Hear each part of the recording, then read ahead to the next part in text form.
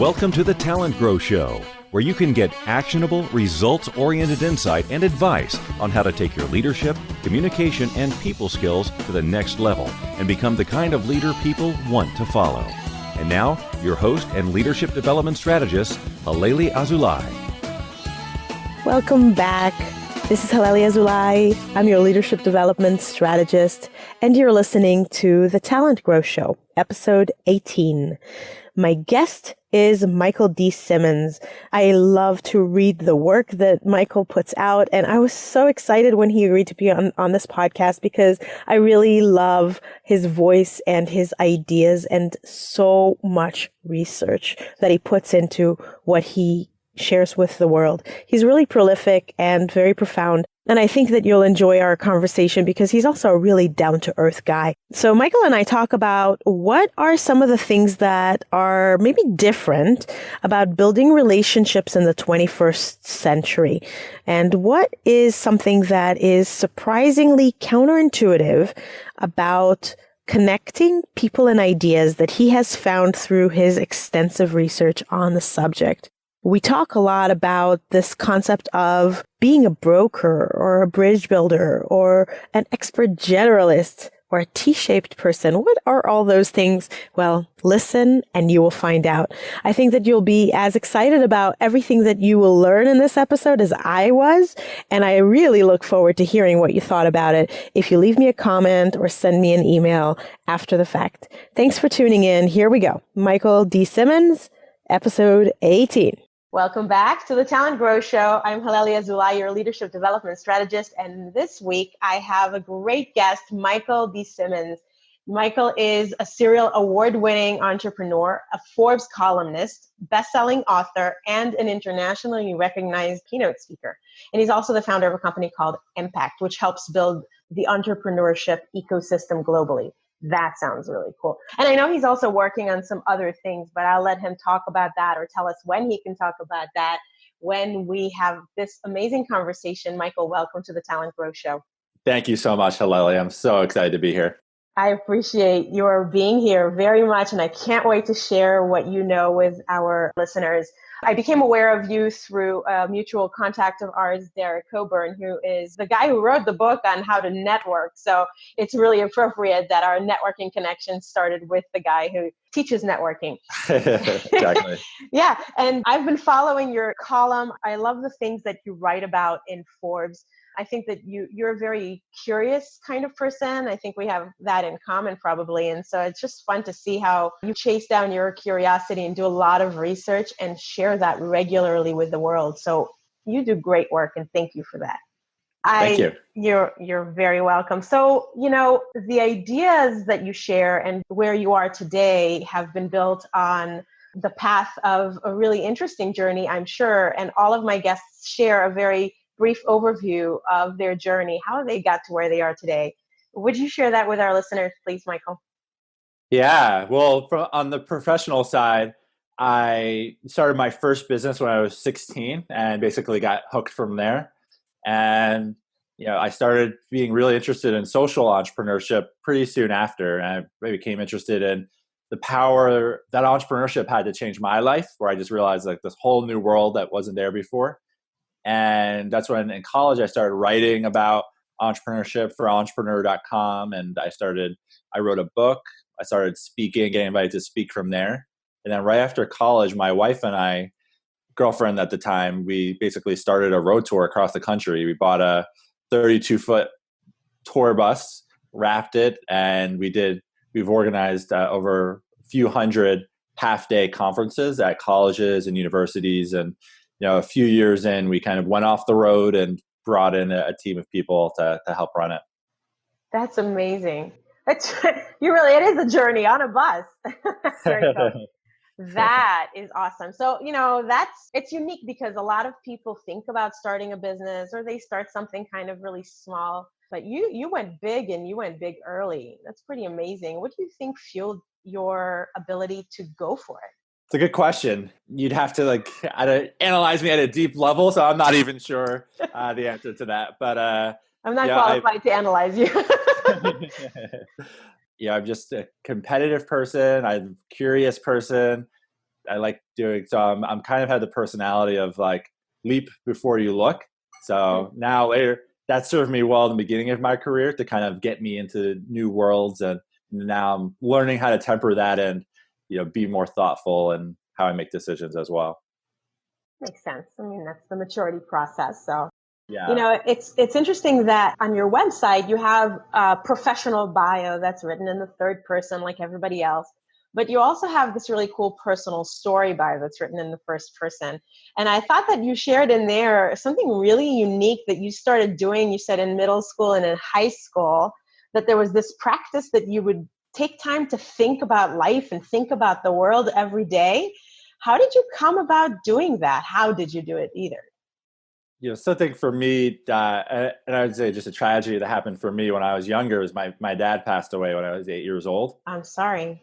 And so I think that really just made me not take things for granted and to look at things at a much deeper level. I think when you're young, you kind of have this feeling that you're going to live forever, that things are just going to always go well. So I think having that experience just made me a very introspective person and just curious to understand why things are the way they are. That's really interesting. So one of the things that you are is a world-class connector. And you connect people, you connect ideas. And I know that you are doing so much research into how people should build relationships in the 21st century. That things are really different now, and that the way in which we connect should be different. So folks that are listening, they're leaders or they're aspiring leaders, what are some of the things you think is really important for them to know about connecting in the 21st century? Well, I would say first that I think in person, being authentic and generous, I think will continue to be and are really important. In terms of what's changing, I think the big thing is that we're building relationships more and more online now in a way that complements the offline. So a lot of people, you're building a tribe of people that have gotten to know you through hours of listening to your podcast, but maybe you don't know as well. So we're kind of, as we all now start creating LinkedIn posts, Facebook posts, podcasts, YouTube videos, we all of a sudden have this third network. Before we used to just think about our network as weak contacts or strong ties, but now it's this third network, and content plays a role in the first impression. People research you and find about you through your content online, and then even the second impression, you meet someone at an event, the next natural step is to research the content the person has created. Right. So what does that change about the way in which we connect? Well, I would say when you think about creating how you connect with someone in person, it's really complicated. For me, I took me my awkward high school years to learn basic questions about when to pause and how to ask questions and how to interact, make eye contact.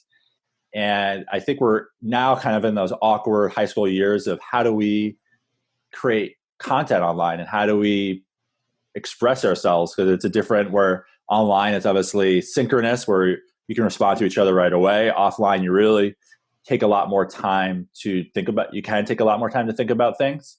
And it could be negative if you kind of try to put up this like false facade of, you can manufacture this image of a perfect person. Yeah. So I think that could be a negative thing, but I think it's also could actually be, you could actually even be more authentic online, in the sense that you can really take time for somebody like introverted like myself. Sometimes how you communicate in person isn't really how you view yourself, it's just your quirk. So I personally feel like I can communicate more authentically when I have the time and space to really think about it. That's interesting. So it can be both more authentic and more distant at the same time. It just depends on which direction you choose to take it in. Yeah. Interesting.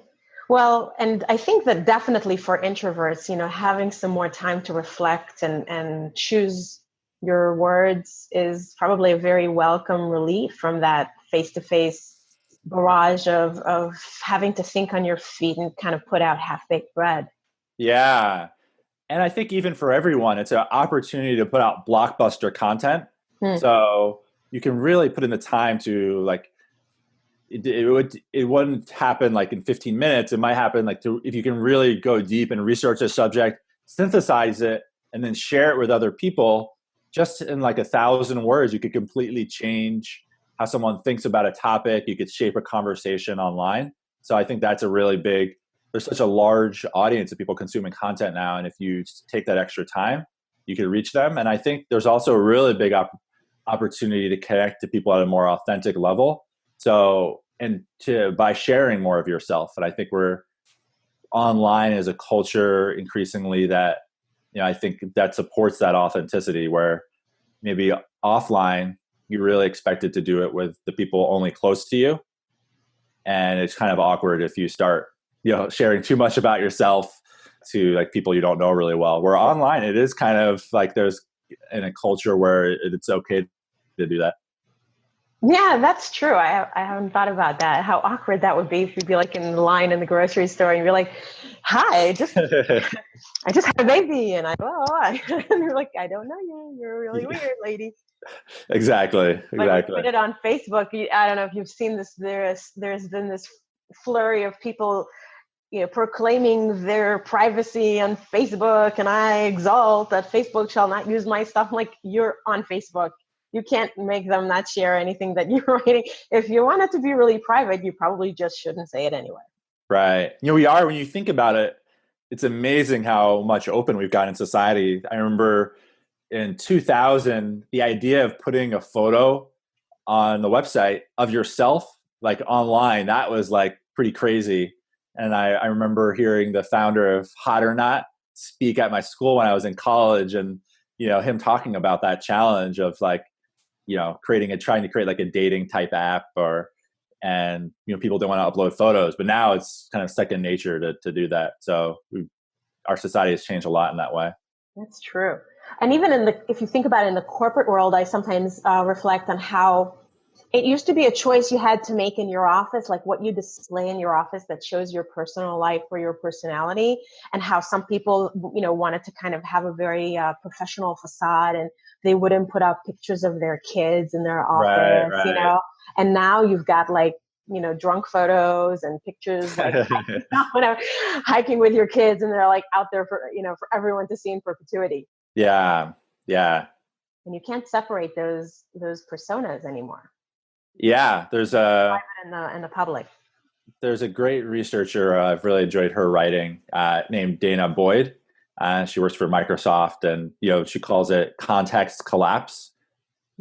That offline, we can really say, okay, I'm talking to this person. So outside, like at the store, that's a context, and that you can just customize it for that person and that context. Or online, in a way, like everything you write is searchable by anyone. So it's awkward in the sense that you could write something and then like your high school friend could see it who saw you in a different way, or like your work people could see something in the personal. So it is awkward. We're kind of having to navigate that. But on the other hand, it is kind of a time for maybe us to become more holistic in the sense of combining those. To me, at least, it feels certain more authentic for myself to be able to, that people know those things, and that I'm not trying to hide as much. Of course, we can't share everything, but yeah, I kind of like that merging. Yeah, I wrote a blog post about that once, merging identities, and sort of we're crushing down the veneers, and the separation is just something. It's like a relic of the past. Anybody who's even trying to hold on to it, forget it. It's not going to happen. You just be yourself, and it kind of makes you search a little bit within yourself about what kind of a person do I want to be. Now, if everybody sees me in my story, like maybe I shouldn't have those deep, dark secrets, and maybe I should work on that. Something that really was transformative for me and how I think about it. I started my first company. It did really well for a high school business. We got all this press and won a lot of awards. And, I had this image out in the world of someone who's just like, just this like teen, like I think that the media writes a lot about, like they want to write about like teen, here's the next teen success story. And so I felt like I had to live into that. And when the business went down, it was a very challenging part. And I tried to hold on to it. I didn't tell anybody that the business went down, and for about a year. And I really learned when I finally started sharing with other people, like I just got an pouring of support. That's kind of when I felt like I could let go and really go on to the next thing rather than holding on to an old identity. So for me, that experience was transformative in that just really seeing firsthand that, you will be accepted as yourself. And I think people, in terms of what attracts people to, like when I think about different podcasts or different people, I don't necessarily just read the people I agree with. I also really like people who are just being themselves. And it might be somebody completely different from me, but you can tell like they're just being themselves, and it just makes it more interesting. And yeah. And you know who you're dealing with, right? Because they're not putting up a front. So you can understand them better. Makes sense. I think that that's something that's good for anyone to take on, even leaders within organizations, and people are trying to kind of manage their personal brand and manage their career. So you have to be careful. You have to be mindful, or purposeful in what you put out. But that's probably a good practice anyway. Yeah, exactly. So was there something in your research, I know that you're really building a great deal of thought leadership about this idea of how to connect and how to build relationships. Is there something that you think was, or that you found very surprising or counterintuitive about what you found that works? Yes, there was. I didn't coin the term. Actually, the chairman of Bain, the consulting company, did this idea of being an expert generalist. Oh. So, I think most people, when they think about relationship building, they might think about it, okay, I have to be a connector or, build a brand or things like that. And they just think about it within their niche. And what I've learned through research and just is that it's actually really fulfilling and powerful for your career to go outside your circles. And that's hard for a lot of people. So Ron Burt is the professor I interviewed that really I learned this from. Basically, he's done several peer-reviewed studies where he just studied the one variable of whether someone has an open network, which means they have a lot of connections in different circles, or a closed network, which means that almost everyone they know is in one area or a few areas. And basically, he found that one variable explained 65% of the variance in someone's career success. 65 of the, I think the explained variance in someone's career success is his exact wording, but which is like they measured career success by promotions, by salary, by title. They mentioned across different size companies, entrepreneurial to larger companies. So to really understand why this is so, I think it's first to understand like how people build networks and how they form.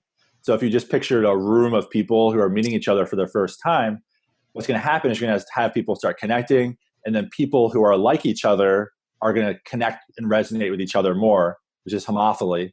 And then once you have like these two people connecting with each other, then it's naturally going to connect like a third person who's like each of them. Right. Or they might make the introduction. And so you start to have these like cliques of people getting together based on similarity. And then what happens is that those different cliques, they form their own language. So you just have to look at like different words, like let's say Silicon Valley, has its own words, dilution, pre-IPO, different words that, what nobody knows outside of it. But when you know those words inside of it, it kind of shows that you know what you're talking about. You can communicate more effectively. And, I'm sure lots of companies, even just companies themselves, large companies, they create their own words for things. Definitely. Yes. So the negative of that is that forces the information to become more sticky. And it's harder for insights to leave that group because all of a sudden you're almost speaking different languages and you need translation. So something that, one industry might learn a lesson that's really powerful, but it's not automatically going to transfer to another industry because it's a different language and group with people just like them. So what Burt calls them as brokers, they are part of multiple networks and they kind of see, okay, this could be moved over here.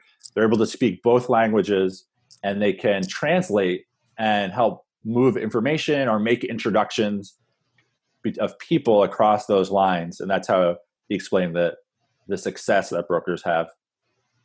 So what he was saying was the brokers had faster or more success than other people because of that trait that they have? Yeah.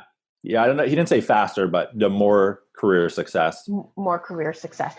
And that's really fascinating. So from what you understood about these brokers, were they consciously making this effort to build bridges or to translate and cross pollinize?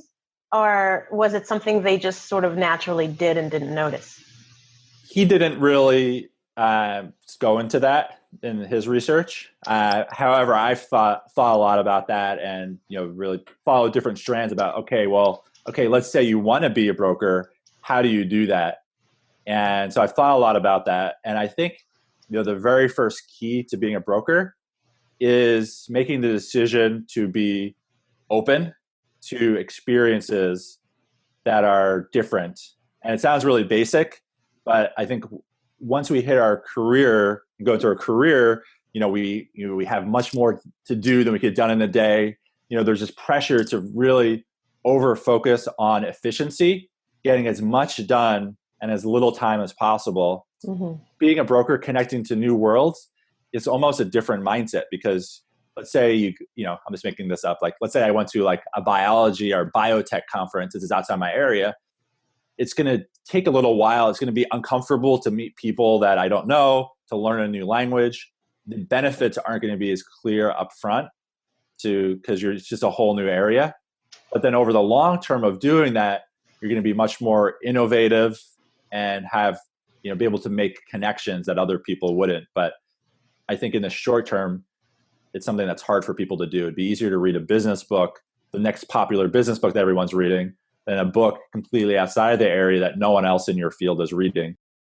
I know you've talked about or written about the T-shaped person. Yeah. Right? Which I think is so fascinating. And I'll let you explain it if you want to. I mean, I can certainly explain how I understand it, but I think that's like that idea of, being did you say specialized generalist? What was the term you were using? Expert generalist. Expert generalist, right? So like you're not all over the place. I mean, you're not just spraying in every direction. You are selective in terms of that's sort of like the top of the T. It's a certain length of certain number of things you're interested in, and you do take some depth in those things that you're interested in. So I guess for someone who's thinking about becoming, this is like me processing what you're saying, trying to make connections for it myself. So if somebody wants to become one of these brokers, would you say that they probably want to be selective about how many different external areas they want to go and cross-pollinate, not colonize, as I said earlier? I made up on your word earlier. Yeah. So I think about it in two ways. First way is I think if you're too much of a specialist, it's risky. It's risky because, number one, we live in a world where there's so much change happening and paradigms changing. So if you're a specialist and you don't know a lot about a lot of things, your fields could change fundamentally and you might not recognize it because you're so focused. And you might not be prepared for that change. Whereas if you're more of a generalist, you're going to see the trends and how they connect to each other and be able to recognize them and prepare for them. And you're kind of someone who can adapt to different situations quickly. The disadvantage of being a generalist is kind of this proverb or quote about, now I forget it, like master of... Jack of all trades, master of none. Exactly. So, I think we all know people like this, and I've been like this at earlier stages. It's kind of like you want to learn about everything, and yes. then you don't really gain a deep understanding and notice the underlying patterns. So, Orit Gadiash, who's the chairman of Bain, coined this term, expert generalist, to say someone who goes wide, but then brings that wide understanding, diverse understanding, to their area of expertise to have unique insights. Yeah. And this is just an area where I've really embraced this because I'm naturally like this, but I kind of felt like, well, I can't be like this because I need to be focused. And so I've kind of put down that side of myself. And with this framework, I really just jumped in, and it's had a huge impact on my life because right away I could have insights, original insights that were valuable to others very quickly because you're reading the same trade I mean, it's obvious, but most people don't do it. If you're reading the same publications as other people, the insights you have just aren't going to be as valuable because other people have it. What makes something valuable is having an original idea that other people aren't thinking about. That's actually really powerful and effective. Yeah, awesome. I'm very much like that too. I have just fought my very nature fights against specializing or niching. It's like I just love to have my hand in a lot of different areas, and I'm interested in and I have talents in a lot of different areas. So it is also for me really exciting to hear about this. Yay, I don't have to change my nature. It's more like just hone it, right? Or direct it. Yeah, exactly. Very cool. Well, I know that we're coming up on time here, and I always want to have something that is really specific, like one specific suggestion that people that are listening now can implement right away today, this week, that you think will help them ratchet up their effectiveness as leaders. So based on your experience, what would you say is one very actionable tip they can implement? So I do have an answer for this. Go ahead. So there's lots of articles, and I've written a lot on habits, and habits are taking something that you think about a lot and just making it automatic. And of course, that makes things more efficient.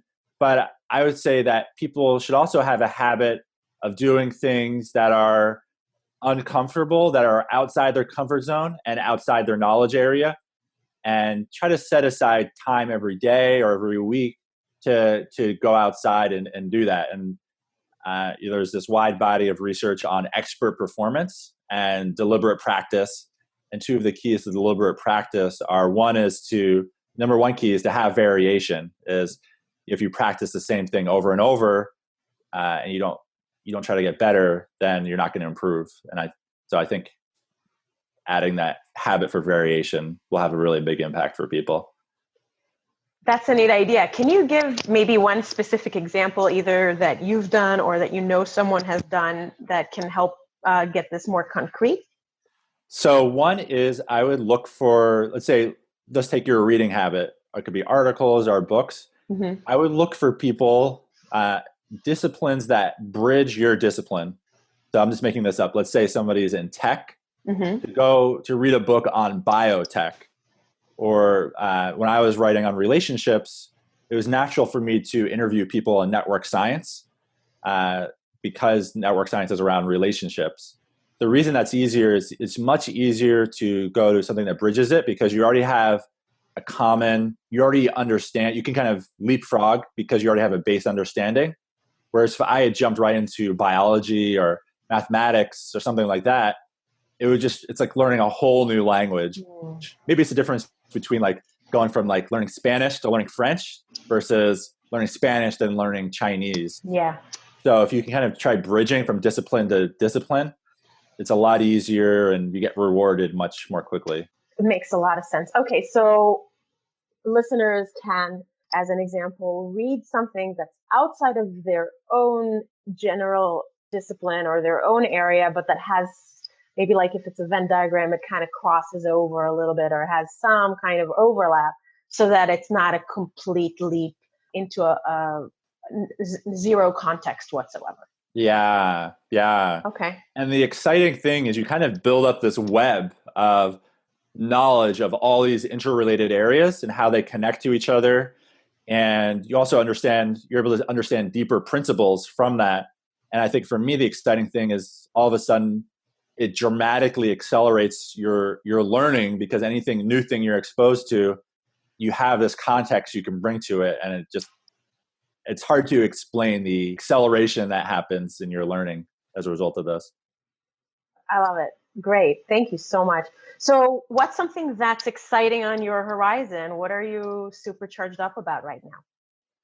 So I'm really excited. I'm creating a new company. We haven't publicly launched yet, but it's creating content that really is focused on creating ideas that are original, that could be really beneficial to people, by synthesizing the insights of world's top experts and top researchers and sharing that. So I think a lot of the content on the web is designed around speed or sharing quickly. Mm-hmm. And I think there's value and a space for creating kind of these blockbuster articles that can really shape a conversation.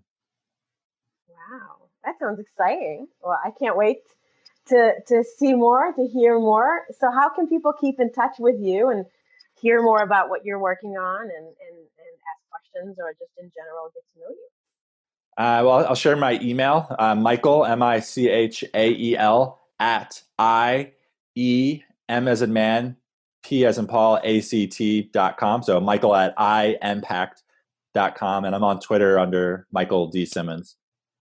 Yes, and everyone should check out your Forbes column, which I will link to in the show notes. And I'll link to anything else, that you want me to in the show notes.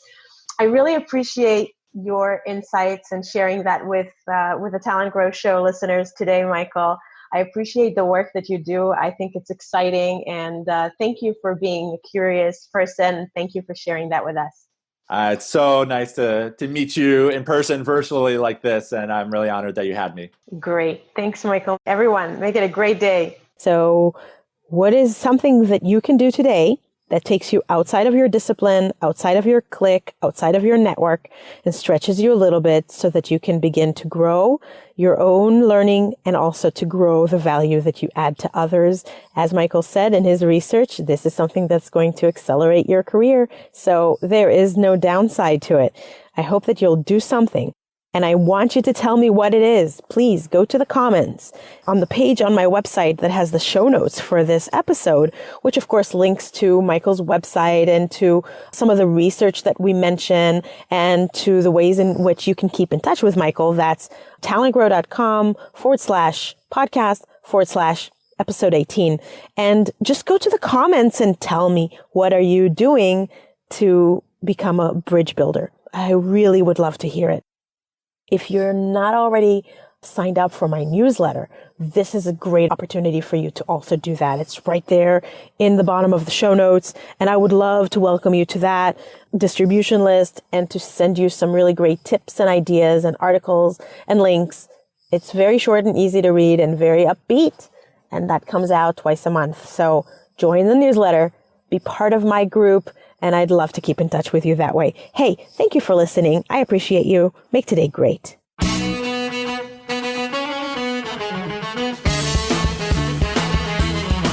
Thanks for listening to the TalentGrow Show, where we help you develop your talent to become the kind of leader that people want to follow. For more information, visit talentgrow.com.